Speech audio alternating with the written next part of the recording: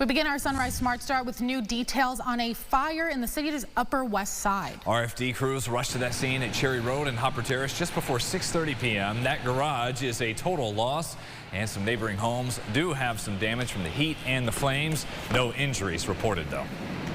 A longtime member of the Avon Fire Department is recovering after a fire at his own home in the village over the weekend. This started on South Ave around 5:45 Sunday night. When first responders arrived, they discovered the home belonged to one of their own. Bill Boyd was rescued from inside before suppression efforts began. He was taken to the hospital. We're told several pets were lost. Damage from the fire has also displaced the family. The cause remains under investigation. The Pentagon now says 140 service members have been injured, 8 of them severely. That's in addition to the 7 U.S. troops killed since the war started with Iran. This news comes as the White House announced the U.S. has destroyed 16 mine-laying boats near the Strait of Hormuz. Tuesday, the defense secretary said the length of this conflict is entirely at the discretion of the commander-in-chief. We've also learned weapons and ammo used in just the first 2 days of fighting cost $5.6 billion. This is not endless. It's not protracted. We're not allowing mission creep. American troops are in harm's way. Billions are being spent overseas when there are such desperate needs here at home to lower costs.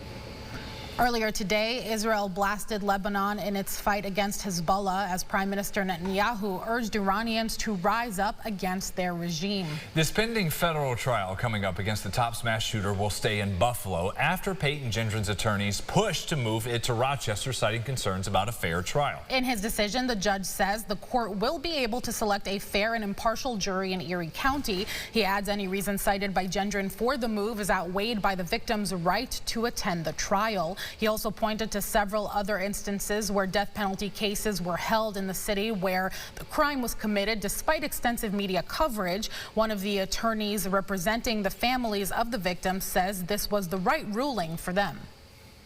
They want to see it through. Several of them have told me, you know, Terry, this won't be closure, but at least it's going to provide us with some insight into what actually happened. And it's not just us. It's the community that will get to see exactly what happened, get to experience that raw essence of racism that came into our community. And that is so important to these remarkable people, remarkable families who have tried desperately to make something good out of this particular terrible, terrible event. Gendron is already serving life in prison for the state case. Jury selection in the federal trial is set for later this summer. 8 minutes to go until 7 o'clock. Your forecast here in just a bit. For now, your Sunrise traffic report, as we still have some wet roads there from some of the rain we've had already, with more on the way. That's the west side in Henrietta near the Thruway. There's a crash at Lehigh Station Road and Middle Road. Another one on the east side near 490. That's Pittsford-Palmyra Road and Dunkett Road as well. We'll check Sunrise traffic again during CBS Mornings. Restrictions could be coming soon for bikers in Pittsford. The village board made some changes to a proposed bill regarding the use of bikes, e-bikes, and scooters on sidewalks. Spearheaded by trustee David Wilkes, supporters argue the new rules are not about just limits for bikes, but aim to ensure safety for everyone, whether on wheels or on foot. Members also amended the proposal to align with state law, which bans e-bikes and e-scooters from sidewalks. Other concerns like age requirements for wearing helmets and biker sidewalk speed also came up. If passed, the legislation would be a culture change for cyclists. I think the key component is in our very dense areas, primarily our commercial areas or along the canal path on Chain Place, anybody is going to have to dismount their bike, because we've had incidents where people have been nipped and hit and things like that. There's an educational component where we can implement what's known as bike boulevards that are safer, that are along our side streets, that are much less traveled. I've been a road biker since I was 13. I'm the biggest advocate out there. Former triathlete. The bigger thing is make sure you're safe. The road is a safer place for bikers. It's been proven. The next public hearing is scheduled for the 24th. The Buffalo Sabres are unbeatable. Right now, the blue and gold still on that winning streak, continued last night in yet another big performance at home against the Sharks. Highlights, we pick it up early in the first period. The young gun, Jack Quinn, gets things going. He would add 2 more. That would make his first career hat trick.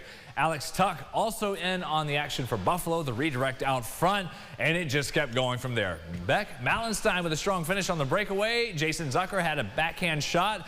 Sabres cruise 6-3 the final, 4 points ahead in the division of the Lightning.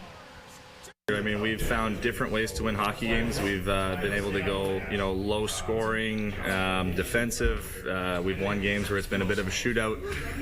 And then today I thought was just a responsible effort from top to bottom. So, we're sticking together as a group. Guys are finding different ways to win. But, with doing that, really celebrating, I think, everybody's role within that, and it's been great. We've won games in a lot of different ways, but I think the overall consistency of from line to line and buying into how we need to play, allows you to get to that point. Sabres have 2 more games at home this week before they head back on the road. First, they've got the Capitals tomorrow, and then Saturday, a matchup with the Maple Leafs.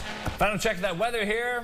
Any good color in the sky this morning? A little bit, some purple we got going on here. That's kind of neat to see there. Nice. That is pretty. Fighting through, it's pushing some light on the reflections of the ground for the Genesee River there as well, which is neat to see.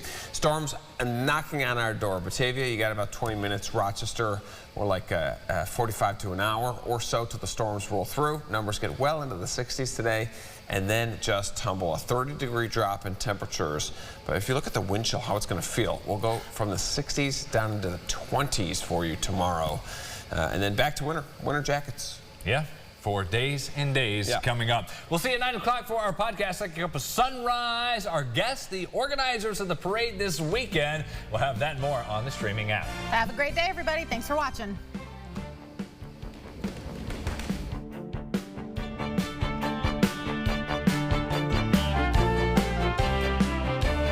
Follow News 8 wherever you are on RochesterFirst.com, Facebook, X, and on our app for news and weather.